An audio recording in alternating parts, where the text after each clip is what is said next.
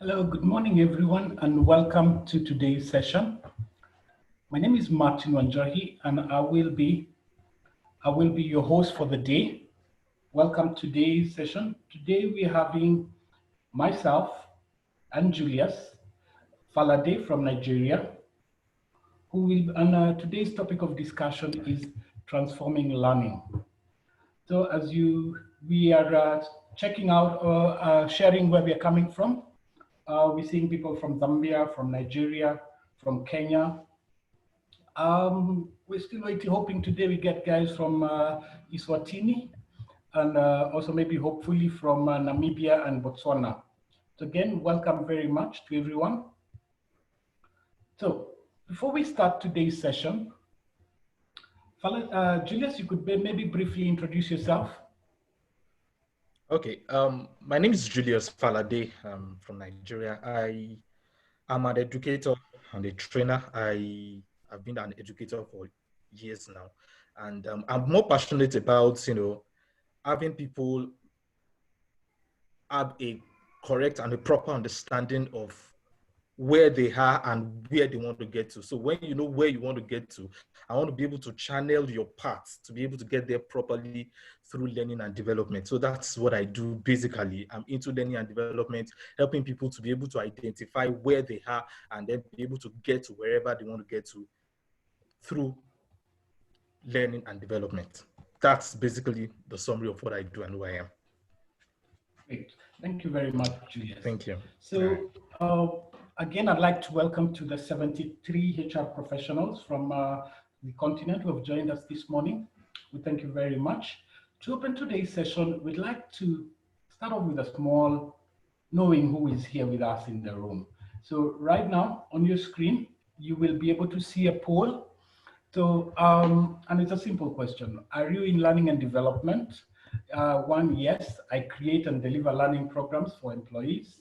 Yes, I identify learning needs and source for learning service providers. Yes, I'm a consumer of learning programs for my staff. No, I just purchase learning for my staff.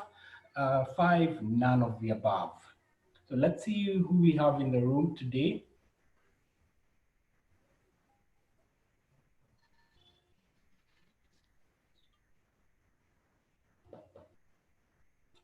Okay, so far we have 24 people who have taken the poll.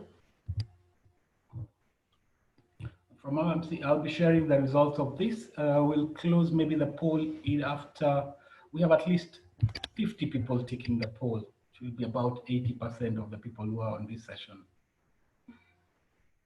Then as we take the poll, if you're joining us, you can introduce yourself by name and then just share with us which country you're joining us from today, this morning.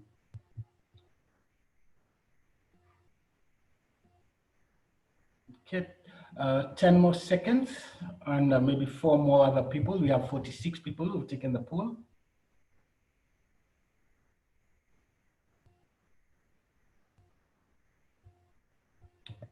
Okay, we've hit 50. Let me close this and then we can share. Okay, so 42% of the people here with us are creators and developers of learning programs for employees.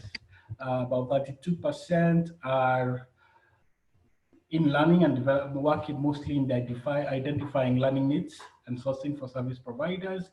Then we have another 42% who are consumers of learning. Then 6% they just purchased learning for the staff, and then 8% none of the above. Also just note, as I mentioned, sometimes this poll goes over 100, so it's just an indication of who we have in the room. And so at least we are in the right place. Everybody here is either a consumer or a producer of learning. So Susan, who was to join us today, unfortunately couldn't be with us. So I am both the host and a panelist. It's a learning curve. So just to start this session off, now as we're moving on, if you have questions, you can type them on the chat. I hope everybody was able to see where the chat is on the session we shared. So my session today would be mostly on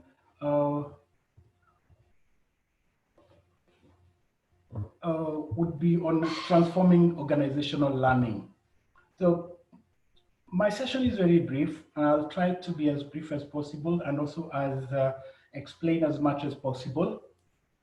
So our learning objective for this session is at the end of this session, the participant will be able to, one, identify areas of change required in organizational learning, and two, know what forms learning programs that can bring performance change. Just a little bit background about myself. My name is Martin Wanjohi. My academic background is in Bachelor of Science, Marketing, and a Diploma in Business Administration. I am the Managing Partner and Chief Learning Officer at High Performance Africa. You might be asking, how did someone in marketing or in sales end up in learning and development? Well, out of curiosity, as you can see, the few words that describe me well: one, problem solver; two, more curious than the cat that was killed by curiosity; and 3, always seeking personal satisfaction. And then lastly, I'm your typical introvert. So my journey into learning and development started with something around neurolinguistics programming, which is simply put the manual to how humans work. Then I've taken on something around instructional design with Association of Talent Development last year. And then due to the interest around strategy, I also have taken a certification in Balance Scorecard.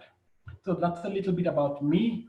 And to move into directly the session, I'd like on chat. Okay, maybe before I've already shared the response, so maybe let me just share the purpose and the only purpose of learning are 2 items: to bridge a performance gap and to bridge an information gap. Now, maybe just to on chat, if you can share what you think would be an example of something to bridge an information gap. You could just share with us what you think would be a good example to bridge a learning solution that bridges the information gap. Just on chat, you can share with us, and let's see your own example.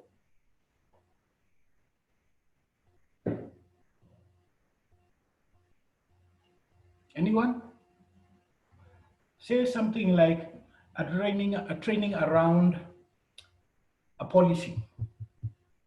How you'd be bridging an information gap. You want people to understand what it is in the information contained in the policy that would bridge the information gap. Yes, Faith, a new system used, perfect.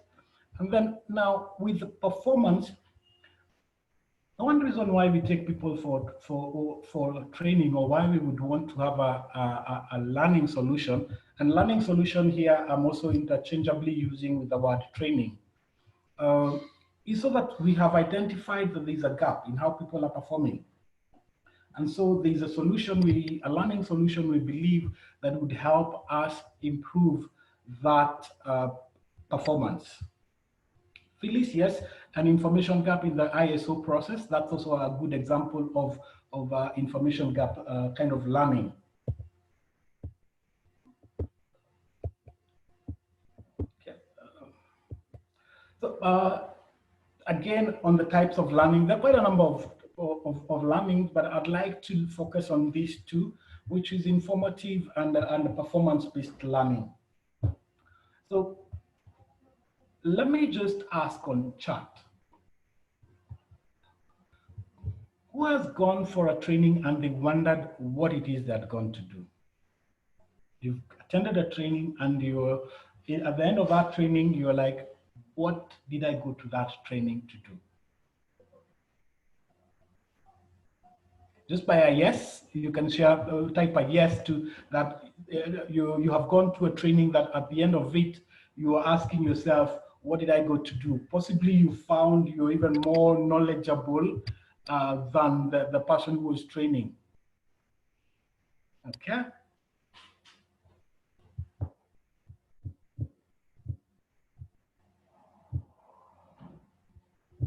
Okay. Also, have you someone who has gone to a training that was so memorable that they up to date remember that training?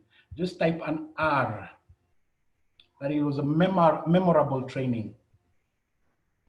Good, good. Okay, so we've had both experiences of a good training and a training that was memorable for us. So moving on, in this session, what I want to look at is what is required to develop learning. The key item that leads us to develop any learning is number 1, a problem. A problem which the solution would be learning. Now, training is not the solution to a problem, but training supports the solution. I know there's a little narrow fuzzy gap there. In most places, when people have a problem, the first thing they run to is, let's have a training around this. but then we need to understand what problem are we solving exactly. Now, note down there I've said not all problems can be solved with trainings. Some problems that we have might be from environmental things, which one or two things in the environment changed, then you have your solution. Now, let's look at what are the elements of a good learning solution? And again, also remember I mentioned learning solution and training, I'm using those words interchangeably. Now, the number one and the most important is that it clearly outlines the measurable performance improvement expected from the learning. If you're going somewhere on a journey, you know your destination. So the destination has a name and it has a description. So learning is also a journey. So before you even start with the learning solution, you should have, what do you expect to see at the end of it? What is the outcome expected? What is the gap that you're trying to bridge? And that would help you, even as you move on, to be able to measure that whether you have reached where you wanted to be. The number two has been designed, not developed, and I'll get into that. The learning solution has been designed with the learner in mind. That's what we call a learner-centered learning. Just to get into what do we mean by design? So if you're coming up with a learning solution, you need this. This is called the AD. That's the analyze, design, develop, implement, and evaluate. Now, I think an observation I've made, and also being a trainer, and I'm having done the same mistakes, which are also learnings for myself, we start at the development stage. So we look at everything that we think the learner needs to learn, then put everything together on PowerPoint, and then we move on to implementing it. That's having the training. And then again on the evaluation, we evaluate just one level, the reaction. We will be looking at the various levels of evaluation in a few minutes. So, and then, we normally don't put much emphasis on the analysis, which is where we'll have actually all our learning needs coming in, where we will also have the objectives of the training, where that will help us come up with the objective of the trainings. The design part is, again, the critical. We are training adults. We're training adults, so we have adults who are learning. So we need to be able to have a few elements that would help us and enable the learners to learn. And this is where we also decide what's relevant and what's not relevant. Let me ask, has anybody gone to a training and there was so much information, that you thought, this one I would have taken 3 days to cover, and the training is 1 day? Maybe you can type a yes, just for us to see. You've gone to a training and the information in that 1 day was so much, and when you look at it, it's supposed to have taken 2 to 3 days. Okay, great. Okay.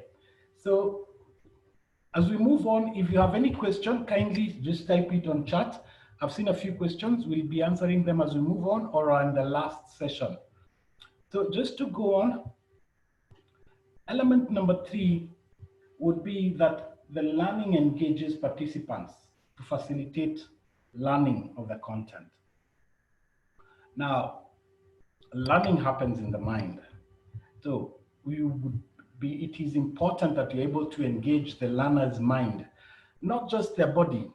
So, and I think most of the engagement that we organize or put into trainings mostly engage the participant's body. Wake up, stand up, stretch, let's dance, let's do this. But in every activity that you include in your learning, you should be asking yourself, what is the purpose of this activity? What will it help me achieve in relation to my learning objectives that I've already highlighted? as we move on, and then so, the number 4 thing that is critical is on being able to measure. My apologies, I'm just seeing that slide apparently just missed from my presentation. We should be able to measure what is the effect of this training that we have run. And there are 4 levels of evaluation of training. One, which we all do when we, at the end of the training, we fill out a form that helps the facilitator know whether he was facilitating well, whether we liked the place, whether we thought they were knowledgeable, basically the reaction, which is the level 1 in evaluation. Level 2, we can also evaluate for behavior. Did the participants going for this training change any behavior that we had hoped to change in them? Then the other one is the results. We can also measure the results of what's the result, what's the impact of the training that we have undertaken. Now, level 1, the reaction is easy, immediately after. And then all the other 3 levels go with time. So you can measure after 3 months, what was the impact of that, after 6 months.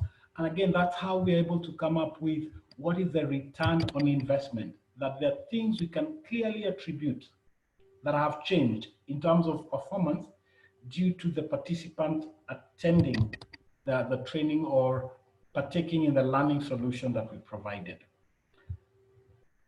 So again,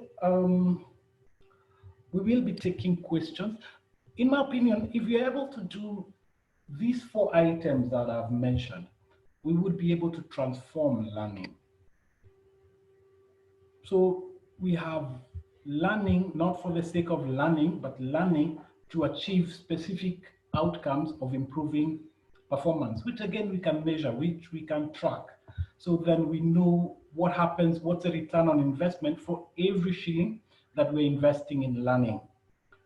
And it helps, it colludes with the theory that, or rather with the finding that in bad times, the first thing out to go to be put out of the budget is training.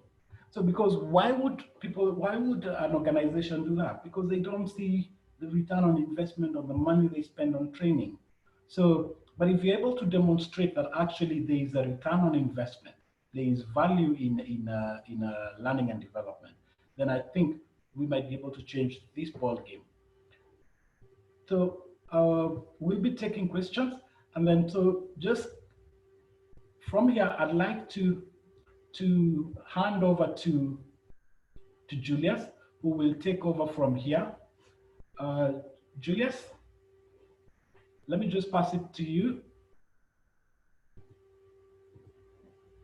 Julius? Okay, if there is any question, I'd like to be answering that as we get Julius back. Okay, I'm seeing a question. Let me just start with this. African Frontier, I'll share that. Let me, as I respond to this, let me look for that slide, and then I can be able to share with you, with everyone. So there's a question here. In the period with the challenge of lockdown due to COVID-19, what would be the focus of training to help team members catch up with the lost time? Okay, let's agree first. One, you can't catch up with lost time. But what you could do looking at is to measure what learnings can you have to make your employees more productive, more focused on what they're doing so as to be able to achieve more. So again, you would need to analyze what are your needs, because learning needs are peculiar to each organization. It's not a one fits all. But what I would suggest would look at how can you help to increase productivity of your remote working team. So I hope that is answered well. Now, there's another question here. Where is the place for upskilling for the purpose of career development and not just bridge performance?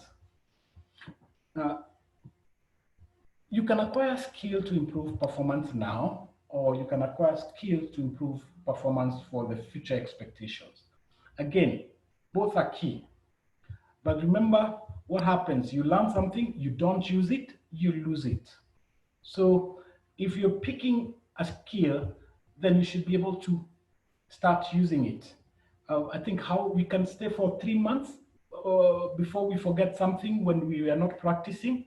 So again, you can take on a learning or a learning solution for the purpose of career development, but then the key thing is to put it into practice.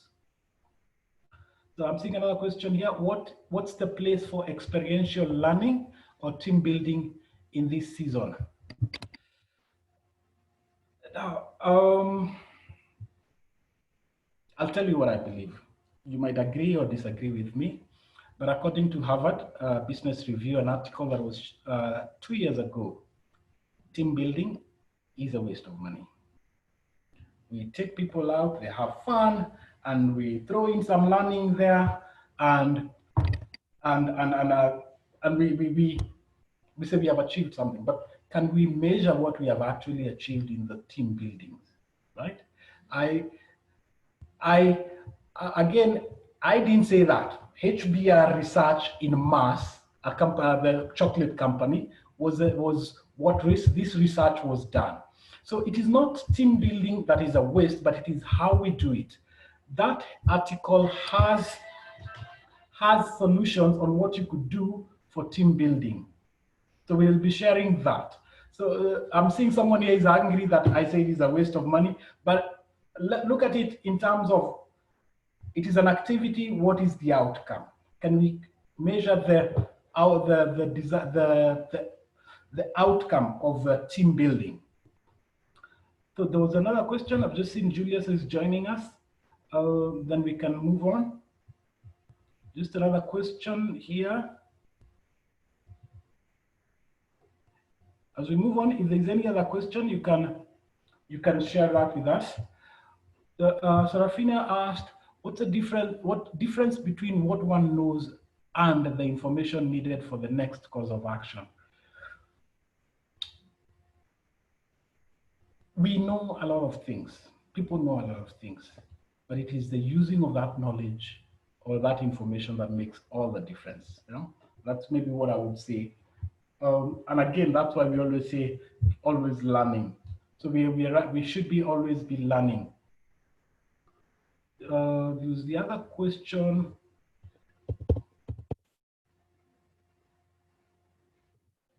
Was the other question of what's the future of team building, experiential learning?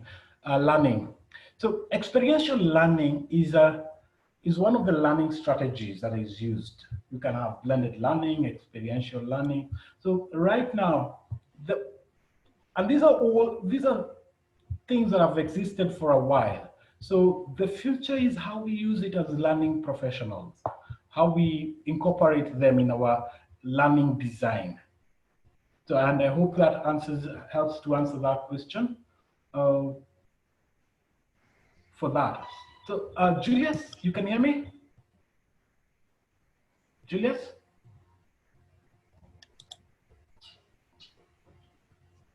Julius?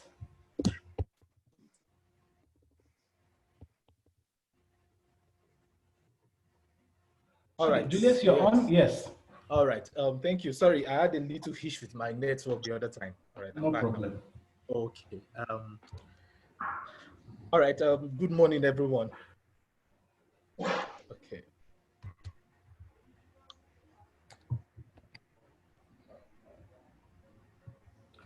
I'll let you just start off. And maybe the questions that we had, we can ask people to chat them here. So we just see a representation. All right. So, here. Okay.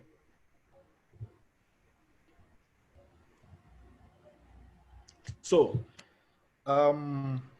it's a pleasure to be here. It's a pleasure to have this discussion with us this morning.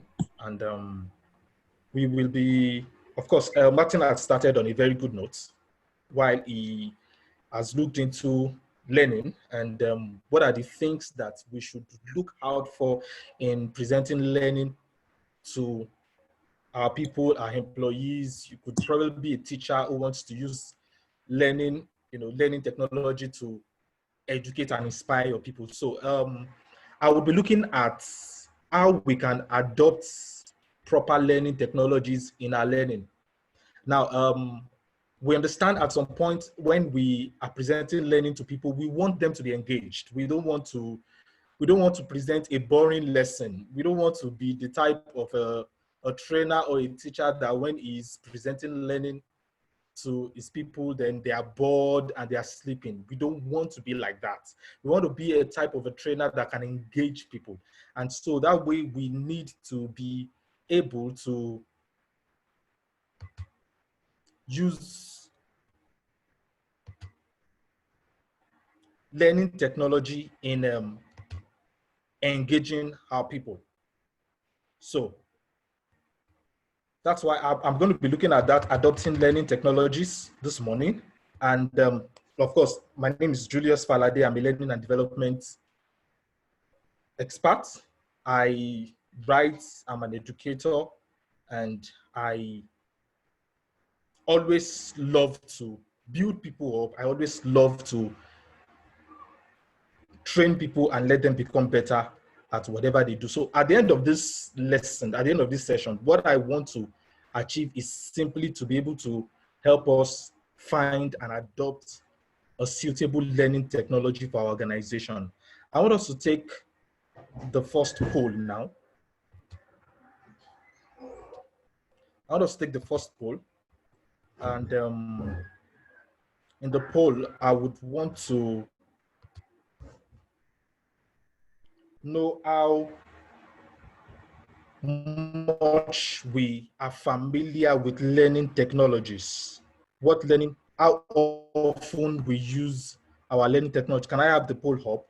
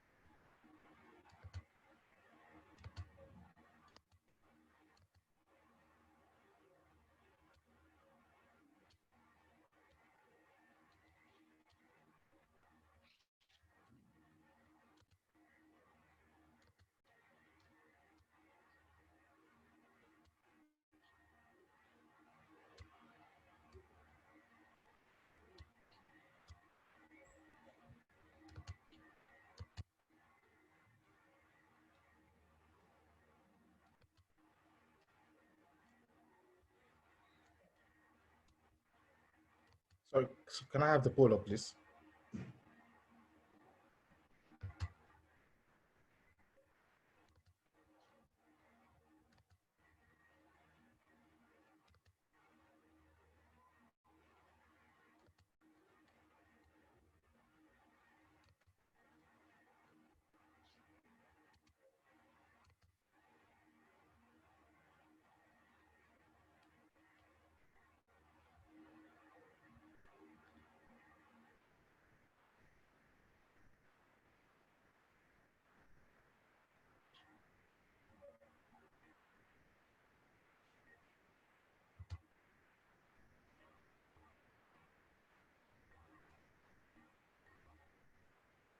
Hello?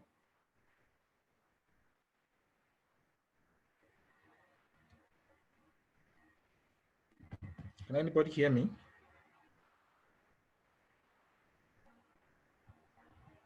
Okay. Then let me just continue then. Okay, good. Continue.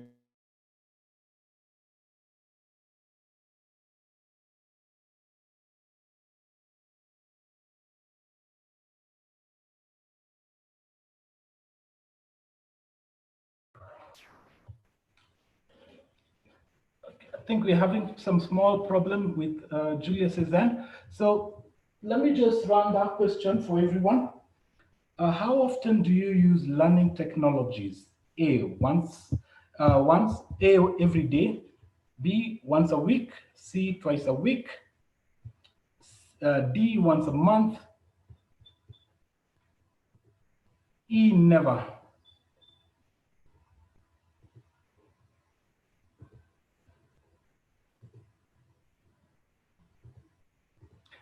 Julius, so we have you back. I think we'd lost you briefly.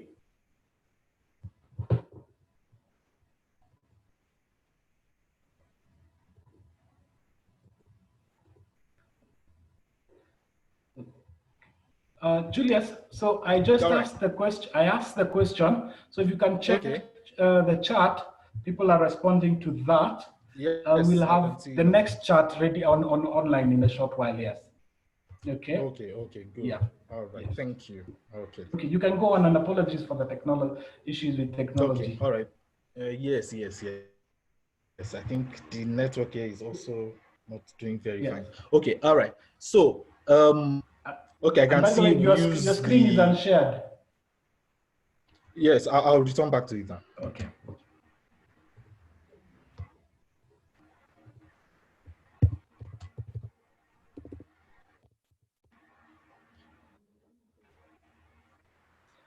Just kindly make it full so that everybody is able to view it properly.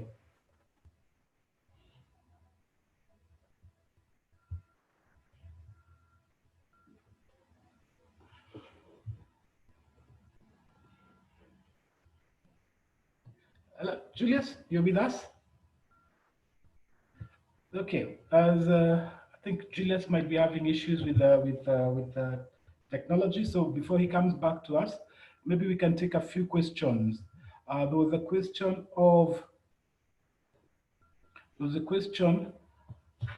what makes one to be a good coach in HR function if they're not trained? Now, I think to be a good coach, we might need to differentiate whether we want to be a mentor or to be a coach. The two, there's a small slight difference. So if you're looking to be a coach, then it might be helpful if you can learn a little bit of coaching. And this can be self-taught and practice with people. So that's what I would mention to that question. Then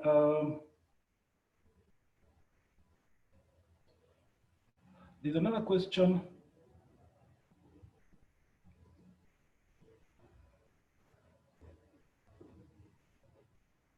Let me just stop sharing.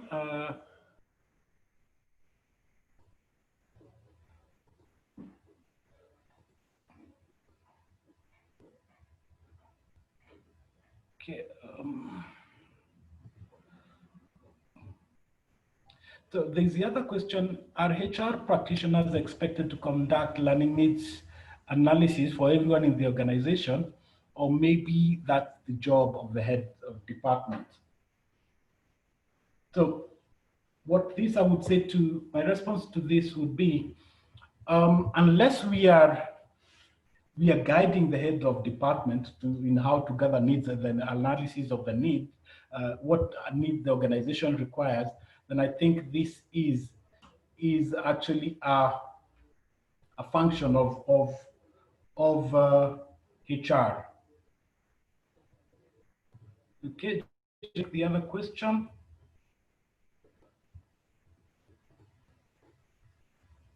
Just to take the other question would be,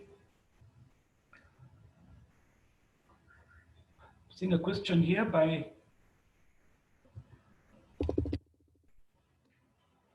seeing another question.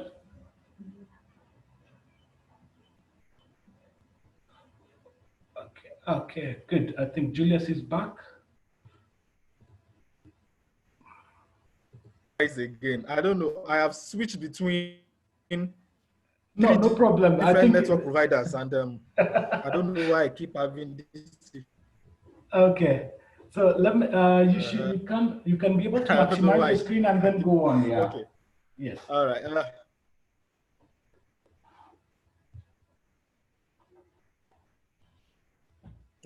Okay. Yes.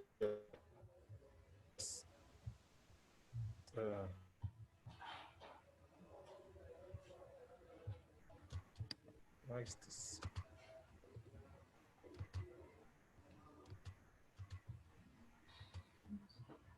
I Okay, think from, so like I was saying, the other access properly have our needs analysis of whether training is actually the solution to the organizational problem. You don't just attack every issue that comes up in the organization with training.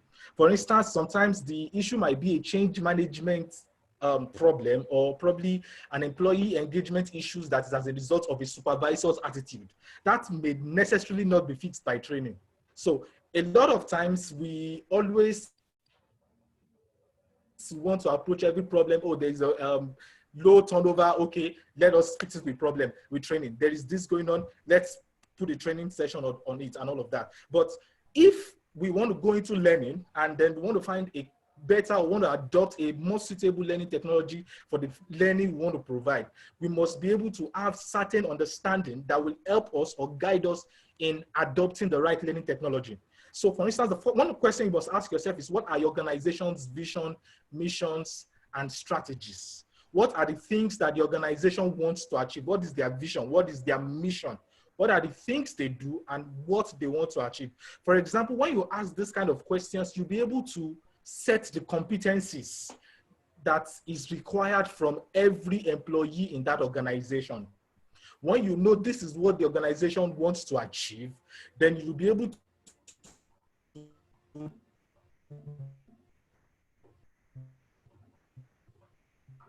determine what is the appropriate competency level of every employee in that organization. Now, when you know that, you know, okay, this, so if our organization is able to, must have this knowledge, must have this skill, or must have this particular ability for what the organization wants to achieve and what the competency is, what the competencies that the employees are supposed to have for them to be able to have, or for them to be able to achieve what the organization is aiming at, then you now go to the next question, that what are the gaps you can now identify?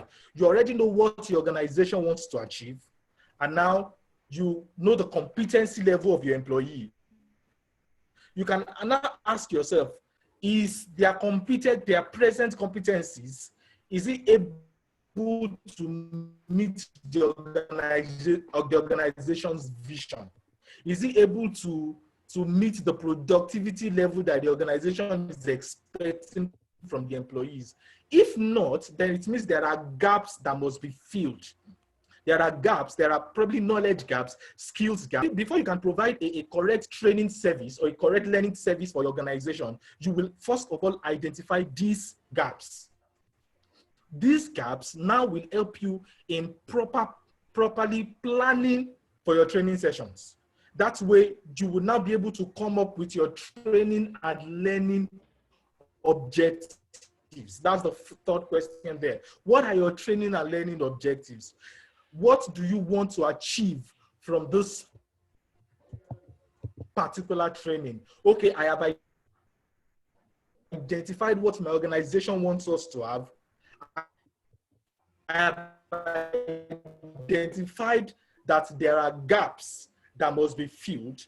Now I must create a training where we can become productive for the organization. So by doing that, you'd be able to make arrangements for a more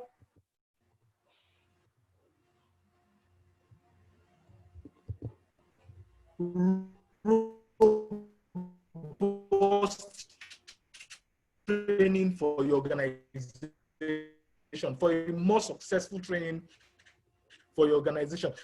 Another thing you may not look into as you are now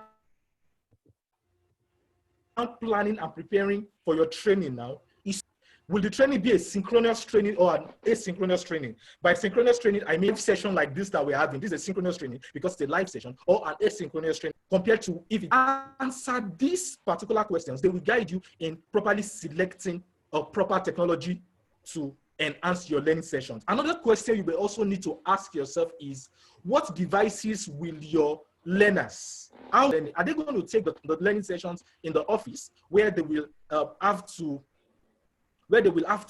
probably receive the learning from their office laptops. So, or will they take the learning sessions at home, where most likely they'll be able to access the learning session from their mobile phones?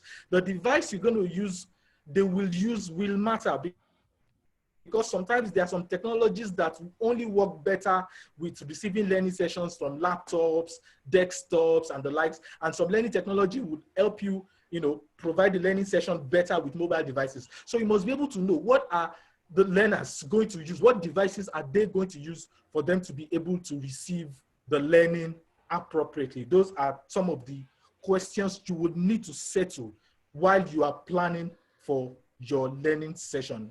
I hope you are following me. All right. Maybe you can ask them a question to see whether they're with us. Yes? Okay. So if you understand what I've just said so far, I would like you to notify me from the chat session. Let me know if you understand what I've just said so far, or if there's something you need me to go over again so that we can have an understanding at this point before we move on. If we're all together, we can type a yes or a Y, so that we know who we are, we have left behind, and we can pick them up. Great. I think we're all on the same track. Yes. All right, good. So we're on the same page now. We need to be able to, okay, I should repeat the last one. Okay. What the last one I said is you should be able to determine the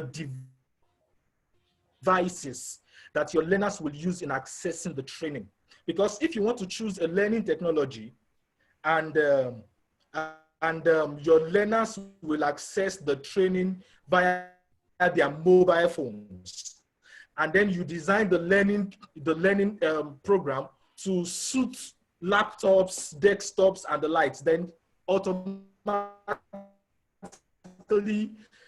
there is a disconnect. Then your learning sessions and all of that, maybe your videos may not appear properly on their phones, and all, they may not be able to take the quizzes properly and all of that, because you have not designed the learning session to be able to fit into the particular devices that they use. So that is one pertinent question we must be able to ask before we will now decide on what learning technology we want to adapt. Because the truth of the matter is there are lots and lots and lots of learning technologies out there. A lot, in fact, every day new learning management systems, new learning experience platforms, new autonomy tools keep coming out day by day. And the truth is most of them now are more suited for learning on mobile devices now. So, but be able to answer that question. And I personally prefer that you go for learning technologies that will make you design learning for mobile devices, because people now take learning on their mobile phones more than they do on their laptops now. All right. So,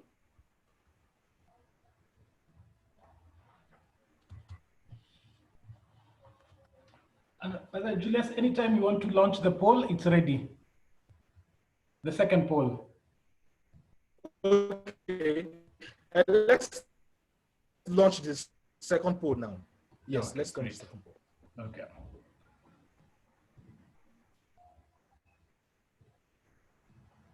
Okay, so just launched it. It should be on your screen now. Using learning technology gives me more control over my learning.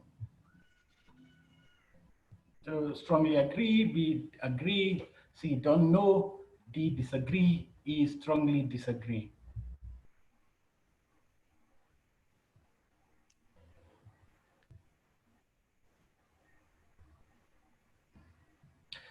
Okay, as we take this, maybe people who have just maybe joined us as we were progressing, you could just type in your name on chat and just mention the country you're joining us from, so at least we're able to know where we are reaching out to. Okay, we'll close it in 10 seconds.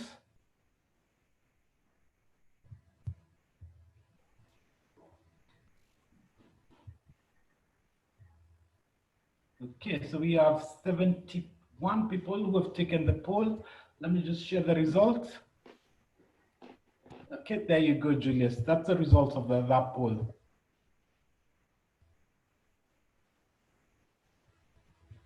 Yeah. So, Julius? So, quite a number of people agree that using technology gives them more control over their learning. Yeah, and I think we just lost Julius. Okay, I think internet is one of the Julius. Okay, he's back. Okay, Julius, you can again go on. You're on mute.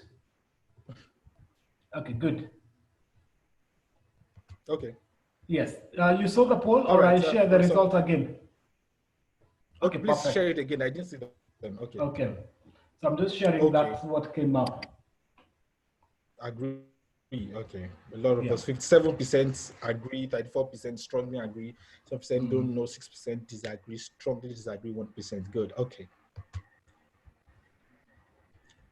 Okay, so a lot of us, we quite agree with the fact that learning technology can, enhance our learning, can improve it, and that is the truth. If we adopt the right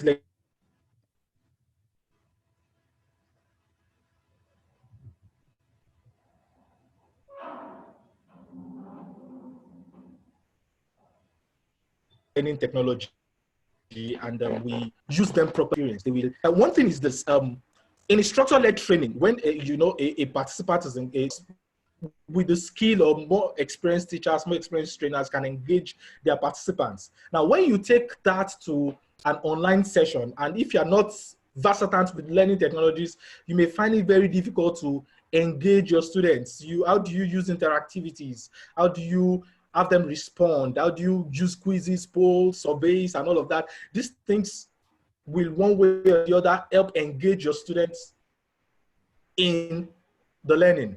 As we know that a lot is changing in the world right now. A lot of us are taking these lessons from our homes, from our offices, and others and stuff like that. So if we will adjust to the changing times and receive our learnings online, we should be able to engage the learners, engage them with the use of some learning technologies. And I've, I've, I'm going to talk about learning technologies under these 5 categories. Learning management systems, that's what it's called, the LMS, the authoring tools, screen sharing, like quiz, poll tools, then quiz and survey tools. And the learning management system itself is a system where learners, it's more like the virtual classroom. It's the classroom where learners come together to meet with the instructor and receive the learning and receive the training. That is what, in layman terms, that is what the LMS is simply all about. It's just a platform where learners and the instructors come together and learning takes place. In LMS, you can receive your training, your learning via videos, via text, via images, via audio. You can respond to your instructor, you can answer questions, you should be able to take quizzes and all of that. And the truth is, there are certain elements that actually have components of these other learning technologies that are listed here. And we have quite a lot of learning technologies. I would like you to tell me about some of the learning management systems that you know about in the charts. Let me know some of the learning management systems, probably the ones you have used, probably LMS you have received some learnings from, some trainings from, or you've just heard about some certain learning management systems. I want you to tell me some specific or examples of learning management systems that you're familiar with.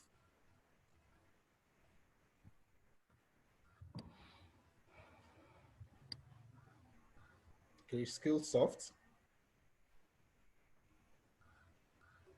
Talio,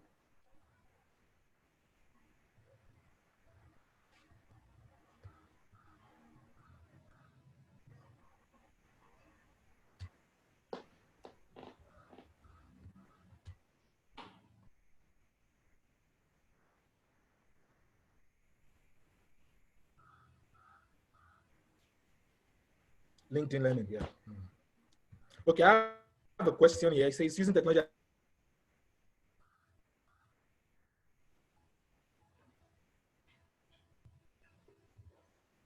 I think, depends on the level of participants. In a factory or manufacturing setting, not everyone has a laptop used in that kind of setting.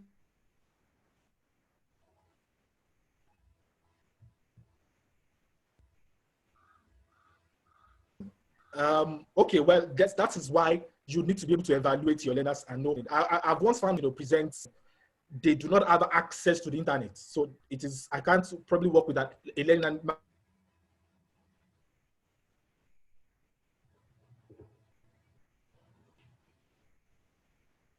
management system and then tell them to log in and receive the learning. But one thing I discovered home, there are TVs and that could use flash drives. So what I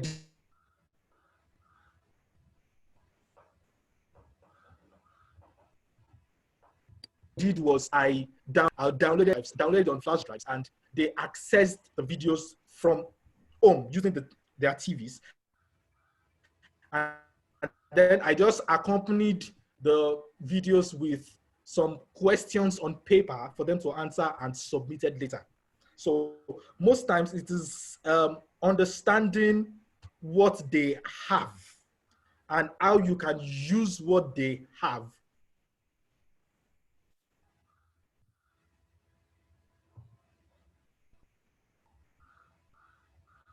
to some training for our students online, but she doesn't want to use the internet. I told her that is not possible. Sorry. Okay, sorry. Are you following me now? Yes, I know the connection is quite somehow. Okay. So, but the truth is, it will be difficult taking online trainings where there is no internet access. Like we're having some connection issues right now, even though I have like 3 internet.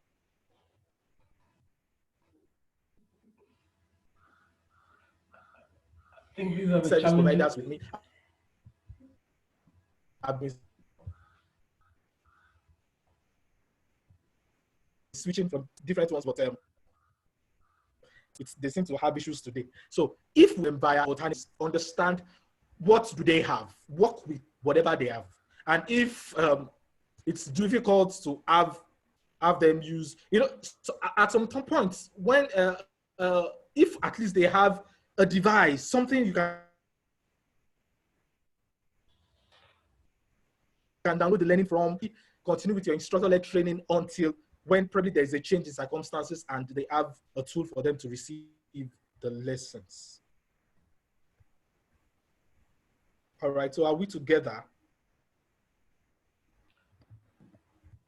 I think we were breaking up at some points, but I believe we are still together. All right? Okay. Yeah. I think we can proceed on to the next, and then if anybody has a question or a clarification, and we recommend that they put it on chat, and then we can respond to it.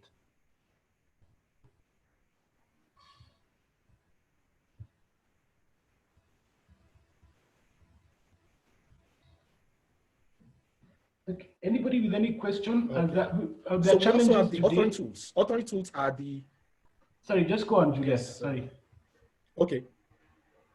So we also have authoring tools. Authoring tools help us in, they are softwares that helps in creating learning. A lot of times you work with an authoring tool to make your lessons interactive.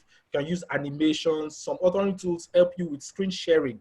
You can use some authoring tools to be able to, like what we're doing now, I'm sharing my screen for us to receive the lessons from. There are some tools that help you to be able to achieve all of that. Examples in the charts. So there are some examples we can look into. Moodle. Moodle is a free and open course learning management system that we can look into, especially for a freelancer that is starting up and you want to just invest. Your budget is not much in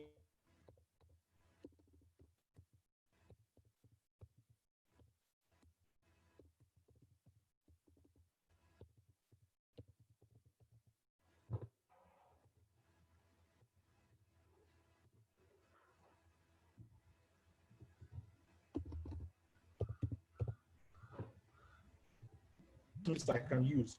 So you have learning management systems like Moodle, Talent, LMS,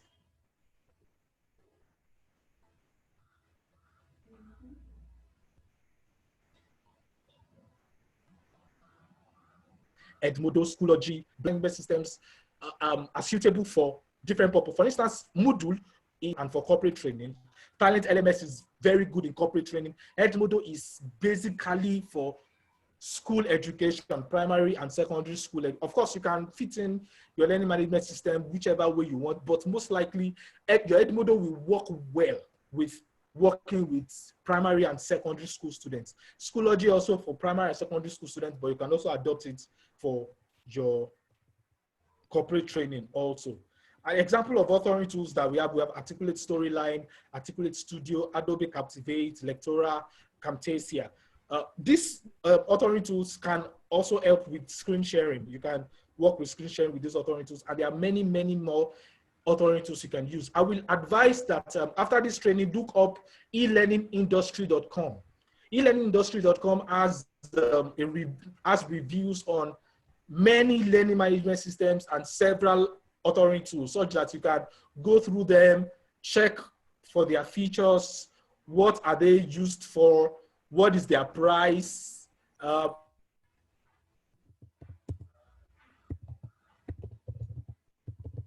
and other things that can help you in place, or that particular authoring tool will be very good or be excellent for your training. So we have some other tools that you can use. Screen sharing. Screenomatic is a very good screen sharing tool. Mirroring360.com, Show My PC. Then if you want to just have some live classroom quiz, you can use Socrative.com, PollEverywhere.com. And you want to take some surveys, you can use Google Form, ProProfs.com, Quizlet.com, and SurveyMonkey.com.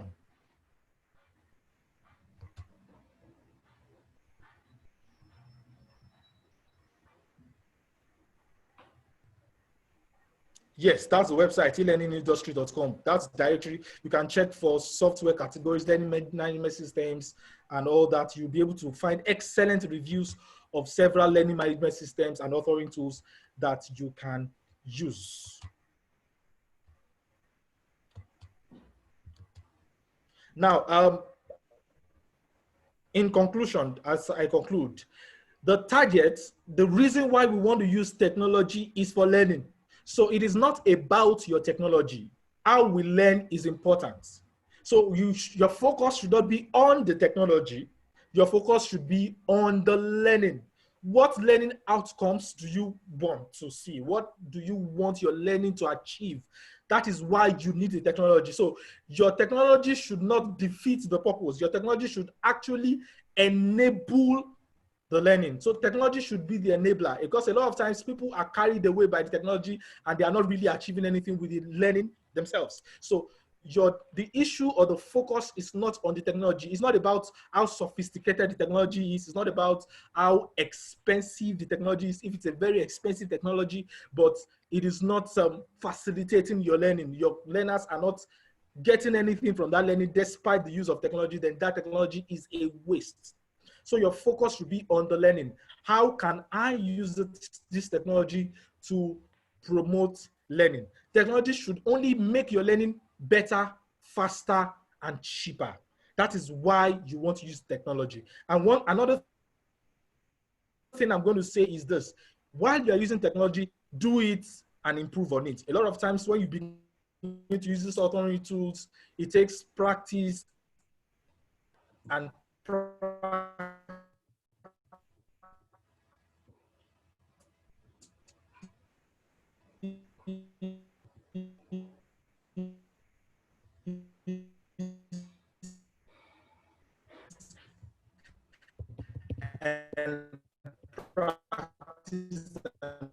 practice.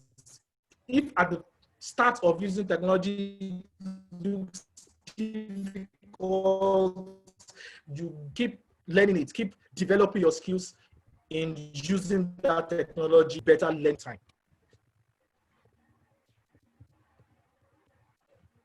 So is there any question that probably anything we need to probably talk about, discuss, questions, suggestions, ideas, comments?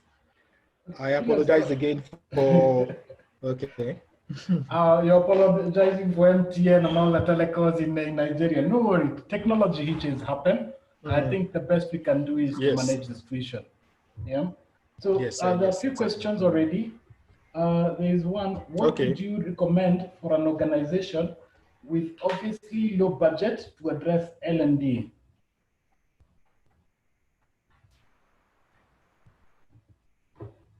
No, Julius, you've had the question, huh? So, okay, maybe I can be responding to that before Julius unfreezes. So, for me, what I would suggest is to have an internal learning professional with the right skills. And they can then be able to design, to carry out the needs analysis, design the trainings, and also hopefully help in bridging the performance. So, Julius, I see you're back. We lost you for 1 minute. So I was just responding to that question.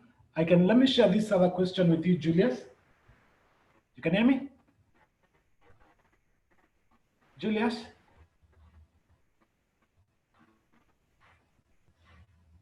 Hello, Julius. You're with us? Okay, so there's the question, rather than just to, the question is how L&D can be deployed in succession planning. Rather than just training to fill the performance information and performance gap, what would be the role of L&D in organization deployment in succession planning? So for succession planning, if you're doing your succession planning, you would have had to have the competencies that need to fill certain roles. And I think,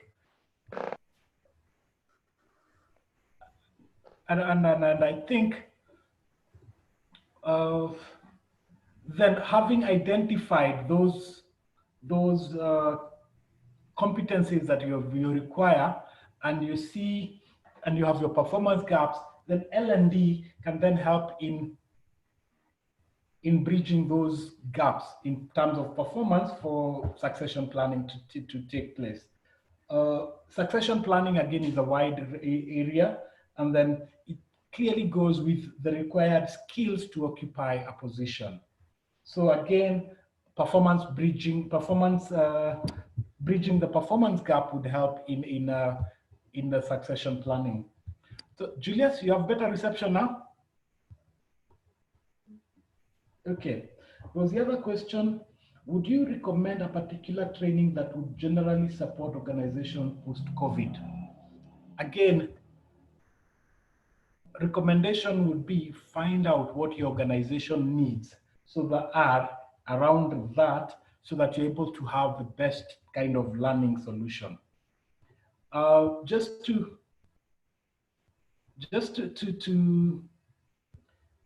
share, each organization has different needs, learning needs. So when you do your needs analysis for post-COVID, then you'd have what learnings you need to have.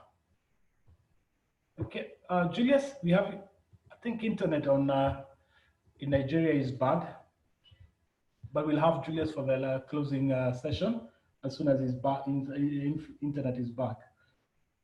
There was a question here, does one's personality, either introvert or extrovert, influence whether one makes a good trainer? Again, then there is no one person who's an extreme introvert or an extreme extrovert. We take on situations to fit the personality to fit the situations. So it really doesn't matter whether you're an introvert or an extrovert. The thing is delivering learning. Okay, I think we have responded to quite a number of questions on this. Maybe any question from the audience or anything that we have not covered?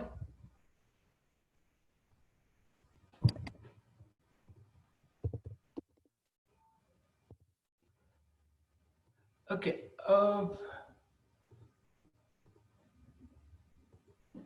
There was a request here I'm seeing, perhaps Catherine Wekesa may be able to give us her insight due to the challenges, if she doesn't mind.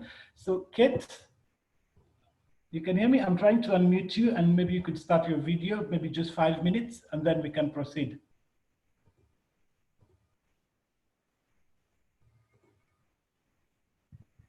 Kate?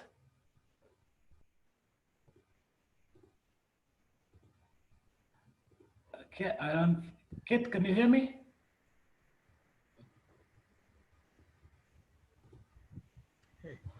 Okay. Julius, you're back with us? Julius, can you hear me?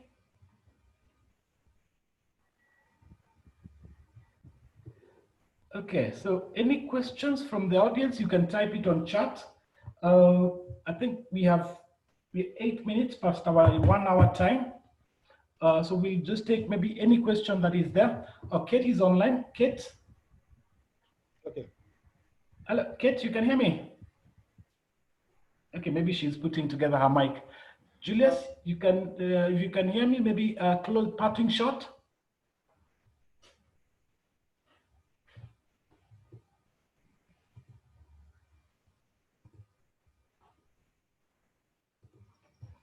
Kate Wekester, you can hear me? Okay, Julius, you can go ahead. Okay. Okay. I before I was logged out, I remember someone asked the question around that we didn't really uh, look into adopting the learning technologies. But well, in adopting learning technologies, I talked about the things you should be able to first of all settle. You don't just adopting learning technology is about acquiring the learning technology for use in your learning. And of course, when you understand the features that you require from your learning technology, that is when you can go ahead to adopt the specific learning technology you need. If your training would be an asynchronous training where people can take it anywhere, whenever they want, and all of that, that will determine the particular learning technology you want to use. And when, of course, when you take in the learning technology, you want to know the features of those particular learning technologies to know, okay, does it have, what are the interactivity tools? What are the interactivity features? Are there polls, surveys? What's the quiz method, drag and drop methods? Is it fill in the blanks? Is it multi-choice questions? How do I do the assessment? Does the learning management system, for instance, can it give me data on how the learning took place, who took the learning, and stuff like that? You can only be able to get to, use those technologies after you know what are you looking for in that part for that particular lesson. What do you want to achieve? Like, I need to be able to get an analysis of how the learning take place. When did my learners take the course? What did they learn? How did they improve, and all of that? So I need a technology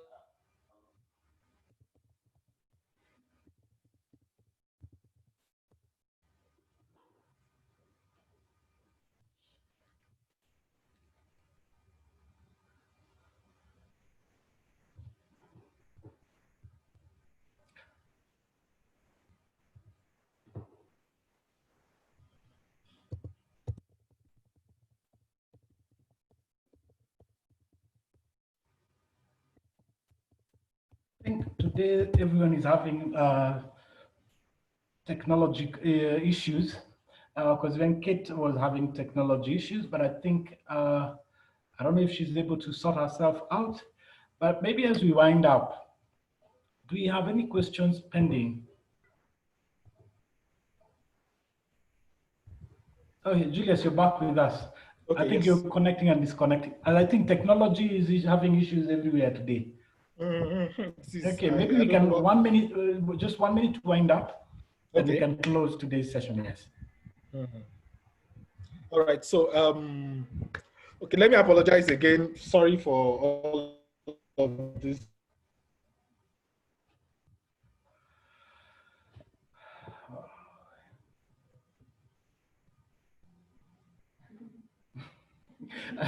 I think what we are experiencing are some of the challenges with technology, and I think is part of the lessons in learning technology. Perfect, that's very true.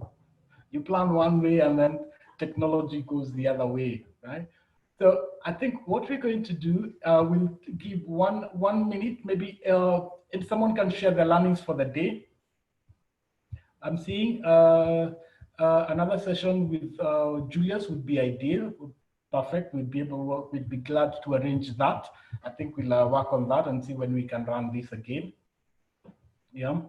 And then maybe 1 minute for any feedback, any suggestions, then we can close this session. And ideally, as we're talking about learning technology, is when we're having technical issues. I think when sometimes things go wrong, and the only thing is to work through them. Okay, so I think to wind this up, would like to thank everyone who's joined us today from Zambia, from Nigeria, from Kenya, from Rwanda, from Uganda. We will organize another session with Julius, and then also maybe ensure that we have a great connection. So to wind this up, I'd like to thank everyone who joined us today for this session. As we mentioned yesterday, we would be running our sessions every Tuesday and Wednesday. So we'll be communicating the next sessions. The next round, for the next 2 weeks, we'll be happy to host panelists from Zambia, from Zimbabwe, from Eswatini, and from Botswana. Again, every Tuesday and Wednesday until I think until when we are able to not do it. So we'd like to thank everyone for participating in today's session. Welcome very much, and hope to see all of you next week on Tuesday. In the meanwhile, check your emails for communications from us. Everybody who was in yesterday's sessions, we will be sharing Ifadi's presentation today, and then Julius's presentation, we'll also be sharing that. So again, I'm seeing something. Let me just read from someone, something about the link. Okay, so thank you very much, everyone, for joining us, and have a great day today. Thank you very much, and have a great day. Bye-bye.